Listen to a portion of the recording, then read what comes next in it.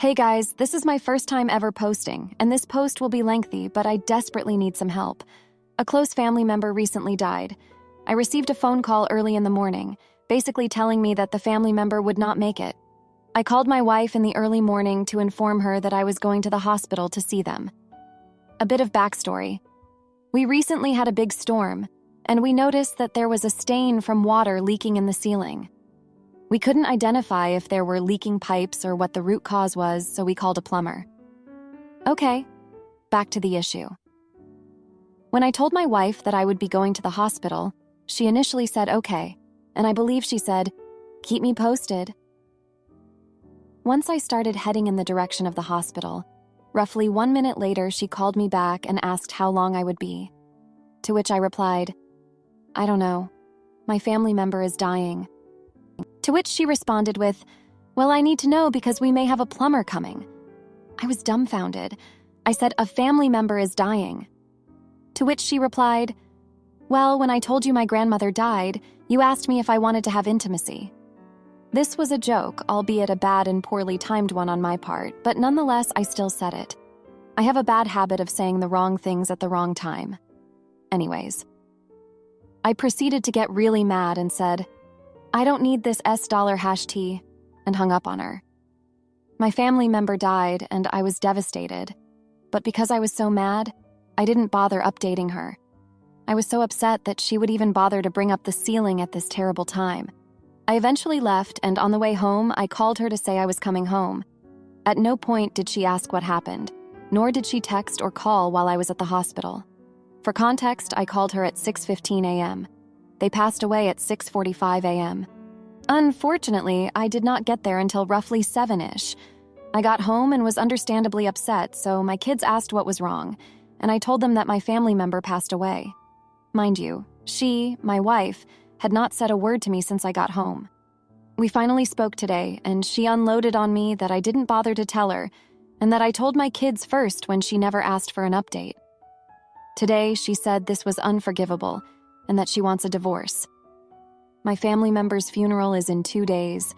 In my head, I guess I could have called her and said, "Hey, they died. I'm headed back to their house. I will keep you posted." But I was just so devastated that her first thought was the ceiling. And with the obvious grief of my family member's passing, I just didn't want to. Am I the idiot? Now, for a few comments before the update. Comment 1. You are a total hypocrite. Her being more worried about the ceiling is insensitive, sure, but joking about intimacy right after her grandma died is truly heartless. At least her comment was semi-productive. You obviously don't care that much about your wife that you feel she is deserving of this callousness and vitriol. What happened between you all that you treat her without regard? Comment 2. Sounds like the consequences of your actions. You tried to downplay it. You asked for intimacy after her grandma died, and you admitted to saying the wrong thing at the wrong time. So probably a long history of doing that. Not saying who the family member is also suspicious. I hope I am wrong, but take another long, hard look, and maybe there is a reason behind her behavior. Now for the update. Hey there, thanks for reading my update. It's been a tough few days since my last post and a lot has happened. After the argument with my wife about the plumber and the passing of my family member, things took a turn for the worse. The day after the funeral, I found out that my wife had been hiding something from me. She had been secretly meeting with a lawyer to discuss divorce proceedings. I was shocked and devastated. I couldn't believe that she had been planning this behind my back, especially during such a difficult time. I confronted her about it, and she admitted that she had been considering divorce for a while. She said that she felt like we had grown apart and that she wasn't happy in our marriage anymore. I tried to reason with her, but she was adamant about her decision. As if that wasn't enough, I also discovered that she had been hiding financial issues from me. She had been racking up credit card debt and had even taken out a loan without my knowledge. I was furious and felt betrayed. I couldn't believe that she had been keeping such important information from me. The next few days were a blur. I was trying to process the loss of my family member while also dealing with the impending divorce and financial issues. I felt like my world was crumbling around me. I tried to talk to my wife and work things out, but she refused to budge. She said that she had made up her mind and that there was no going back. I was at a loss for what to do. As I reflected on our relationship, I realized that there had been signs of trouble for a while. We had been arguing more frequently, and there had been a growing distance between us. I had been so focused on work and other responsibilities that I had neglected our marriage. I also thought back to the joke I had made about her grandmother's passing. I realized that it was just one example of how insensitive I could be at times. I had a habit of saying the wrong things at the wrong time, and it had taken a toll on our relationship. Despite all of this, I still loved my wife and wanted to make things work. I suggested that we go to couples therapy and try to work through our issues. She agreed to give it a try, but I could tell that she was skeptical. As we started therapy, I learned more about my wife's perspective. She felt like I had been neglecting her needs and that I wasn't supportive enough. She also revealed that she had been struggling with depression and anxiety, which had contributed to her decision to seek a divorce. I was shocked by this revelation. I had no idea that she had been struggling with mental health issues. I felt guilty for not being more attentive and supportive. Through therapy, we started to work on our communication and rebuild our relationship. It wasn't easy, and there were many difficult conversations and moments of tension, but slowly we started to make progress. We also worked on addressing our financial issues. I took on extra work to help pay off the debt, and we created a budget to keep our spending in check. It was a difficult process, but we were determined to get back on track. As we continued to work on our marriage, I also had to deal with the aftermath of my family member's passing. There were legal and financial issues to sort out, as well as the emotional toll of the loss. Through it all, I tried to stay strong for my family. I knew that they needed me more than ever, and I didn't want to let them down. Looking back on the past few days, I realize how much has changed. My marriage was on the brink of collapse, and I was facing financial ruin. But through hard work and determination, we were able to turn things around. I know that there is still a long road ahead, but I am hopeful for the future. I have learned valuable lessons about communication, support, and the importance of prioritizing my relationships. Thank you for reading my update. I appreciate your support and understanding during this difficult time. My stepsister fakes my autism for sympathy at her graduation party, so I expose her lies and watch her world crumble.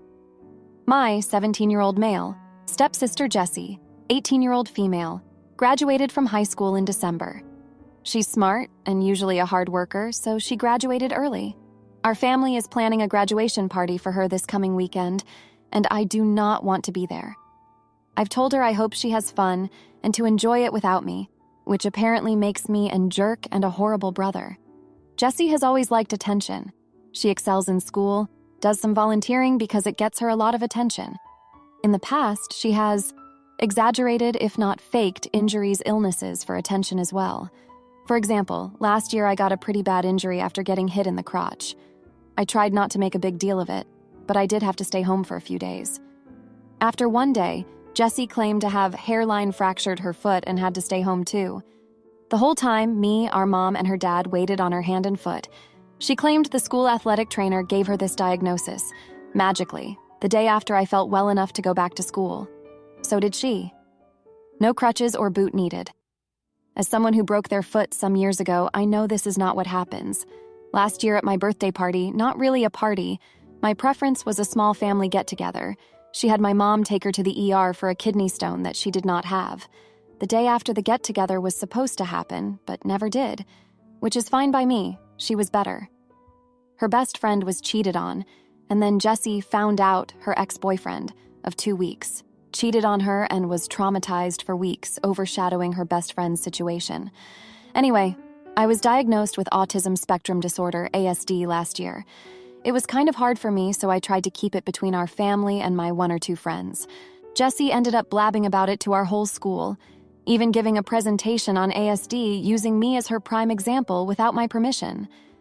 About 2 weeks ago, I found out Jessie had started vlogging about her experience living with ASD, in which she copied my experiences and pretended to have them herself. Aversion to mostly cotton shirts, which really sucks, especially when cotton is the only option, it makes me feel terribly itchy. difficulty formulating thoughts into words resulting in long pauses when I'm talking to people, limited emotional range, needing headphones in loud environments, and others. She pretended and acted out all of these things for all 12 of her followers until I found it and asked her to take it down, which she did. Our mom and her dad told her to give me time to feel better, but that hasn't happened, and I've told her I don't want to be at her graduation party and that I will be with my dad for that weekend. I think this is an appropriate boundary. She does not. She said it's unfair that she can't have my support and everyone wants to see me. I'm still on the fence, but for now, I still don't want to go. Every day she asks me if I've forgiven her yet, and even tried to rope me into being the photographer for her party, telling me I take amazing photos. I don't, Lowell. I told her I'm thinking about it, but still don't want to, which now makes me a jerk and a horrible brother. Am I the jerk here? Edit. I didn't have a graduation party. It was a birthday party / get-together. My bad. Now for a few comments before the update. Comment 1. Not the idiot Jesus, where is your mom in this? The parents need to understand that this behavior isn't normal, and a lying teenage girl is a recipe for disaster. Can you stay at your dad's for a bit and explain to your mom how your stepsister's behavior needs to change before you come back? Comment 2. Not the idiot, I'd stay well away from that party as well. Enjoy the drama-free weekend with your dad, but tell her no now and don't debate it any further. Once you've told her a solid no, don't even respond if she asks again. She likes attention, so stop giving it to her. Now, for the update. Hey everyone, it's been a tense week since my last post. Thanks for all the support and advice. A lot has happened, so buckle up. The graduation party was last weekend, and despite my reservations, I ended up going. Mom and Jesse's dad practically begged me to be there, saying it would mean the world to Jesse. I figured I could suck it up for a few hours, so I agreed. The party started off okay. I mostly kept to myself, chatting with a few relatives here and there. But then Jessie decided to make a big speech. She went on and on about how grateful she was for everyone's support, especially mine. She started tearing up, talking about how my struggles with ASD inspired her to be a better person. I was stunned. She was using my diagnosis for sympathy points again. I couldn't take it anymore. I walked out of the party and went straight to my dad's place. I told him everything, and he was furious. He called Mom and had a long talk with her about Jesse's behavior. Turns out this wasn't the first time he'd heard about Jesse's attention-seeking antics. Apparently, when my dad and Mom were still married, Jessie would often fake illnesses to get out of school or family events she didn't want to attend. Dad had suspected it for years, but never had proof. Mom always believed Jessie's stories and would dote on her endlessly. After the party fiasco, Mom finally started to see the pattern. She sat Jessie down for a long talk, and Jessie broke down. She admitted that she'd been faking illnesses and exaggerating situations for years. She said she felt overshadowed by my accomplishments and just wanted to feel special. Mom was heartbroken. She realized she'd been enabling Jessie's behavior by always believing her stories without question. She apologized to me for not seeing it sooner and for pressuring me to attend the party. Jessie apologized to me too. She said she was jealous of the attention I got after my diagnosis and wanted to experience it for herself. She promised to take down all the videos and posts about her ASD and to stop using my experiences for attention. I want to believe her, but I'm still hurt. It's going to take time for me to trust her again. Mom has arranged for Jessie to start therapy to work on her attention-seeking behavior and to learn healthier coping mechanisms. As for me, I'm focusing on my own mental health. I've started seeing a therapist who specializes in ASD, and it's been helpful to talk through my feelings about everything that's happened. It's been pretty tough of a week, but I'm hopeful that things will get better. I'm grateful for my dad's support and for Mom's willingness to address the issue head-on. Thanks for reading and for all the advice. It means a lot to have a community to turn to during tough times like these. My husband mocked and choked me, but when he tried to take our future kids, I showed him who's really in control and left him with nothing. I know this sounds absurd, but hear me out. I, 30-year-old female, married my husband, 31-year-old male, after dating merely 3 months. This doesn't seem like a lot of time, but at that moment, I felt like he was the one. Boy, was I wrong. We met at a supermarket where we both were employees. I started there in December, and he was already an employee there. So basically, he was already a well-known employee who had good friendship with his colleagues and management as well. I am what anyone would say selectively introvert. I normally don't start conversations, but don't shy away when someone approaches.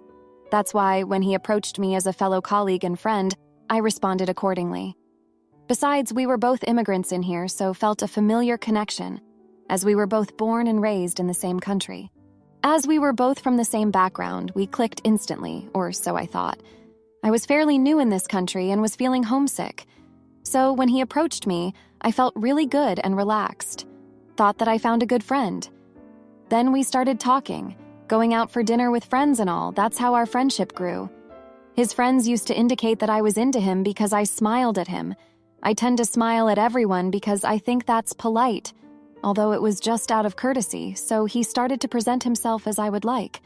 I am an open book, apparently, and everyone can guess what my priorities are in a person.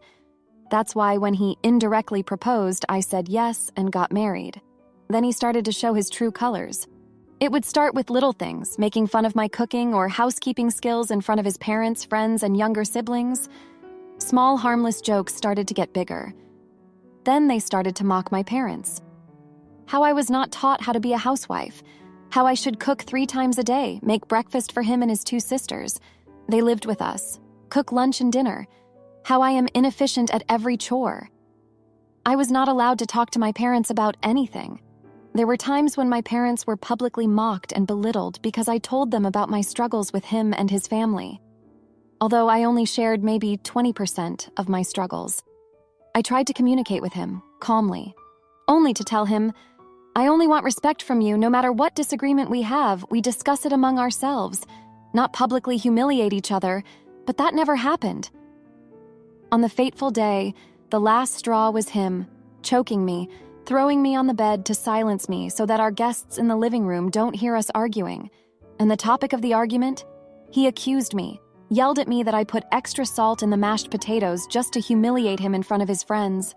I went straight to the kitchen to start cooking after an 8-hour shift at the supermarket for his friends. The friends who visited us at least 3-4 days a week and stayed till 2-3 a.m. in the morning. After that incident, I left his house, rented an apartment with some girls, and kind of living in isolation. So am I the a-hole as his whole family and friends think? Edit. After reading all the comments, I can see that I was badly conditioned by him to stay in a slavery. Now I can see the level of gaslighting. I am working on my mental health and have my own family support all the way, taking one day at a time. And yes, I agree. I need to get out of this mess 100% now. For a few comments before the update. Comment 1, not the idiot. He is hurtful and a narcissist. Good for you for moving out. The opinions of his family and friends are irrelevant. I recommend you block all of them and look for another job at a nearby grocery store. Comment 2, not the idiot, he choked you. The chance that he will unalive you went up 5 times. Please call a DV hotline and follow their advice to protect yourself. Now, for the update. Hey everyone, thanks for reading my update. It's been, well, I'll just get into it, of emotions these past 3 days since I left my husband's house and moved into an apartment with some girls. I thought I could finally breathe and start healing, but little did I know that the worst was yet to come. The day after I moved out, I received a call from my husband. He was crying and apologizing profusely, begging me to come back home. He promised that things would be different and that he would change. I was torn. A part of me wanted to believe him, to give him another chance, but deep down, I knew that it was just another manipulation tactic. I decided to take a risk and meet him in person to discuss our situation. We met at a coffee shop, and at first, things seemed to be going well. He was attentive and listened to my concerns. However, as the conversation progressed, his demeanor changed. He started to blame me for everything that had gone wrong in our marriage, saying that I was too sensitive and that I needed to toughen up. I tried to remain calm and explain my perspective, but he wasn't having it. He started to raise his voice, causing people in the coffee shop to stare. I was embarrassed and felt like I was suffocating. I excused myself and went to the restroom to compose myself. When I returned, he was gone. I thought that maybe he had left, but then I saw a note on the table. It was a letter from his lawyer, stating that he was filing for divorce and seeking full custody of our future children. I was shocked and devastated. I never thought that he would stoop so low. The next 2 days were a blur. I couldn't eat or sleep. I felt like I was in a constant state of panic. I reached out to my family for support, but they were hesitant to get involved. They had never approved of my marriage in the first place and felt that I had made my bed and now had to lie in it. I started to reflect on my past and how I had gotten to this point. I realized that I had always been a people pleaser, putting others' needs before my own. I had never learned how to set boundaries or stand up for myself. I had always been afraid of confrontation and would do anything to avoid it. Growing up, I had watched my mother endure years of abuse from my father.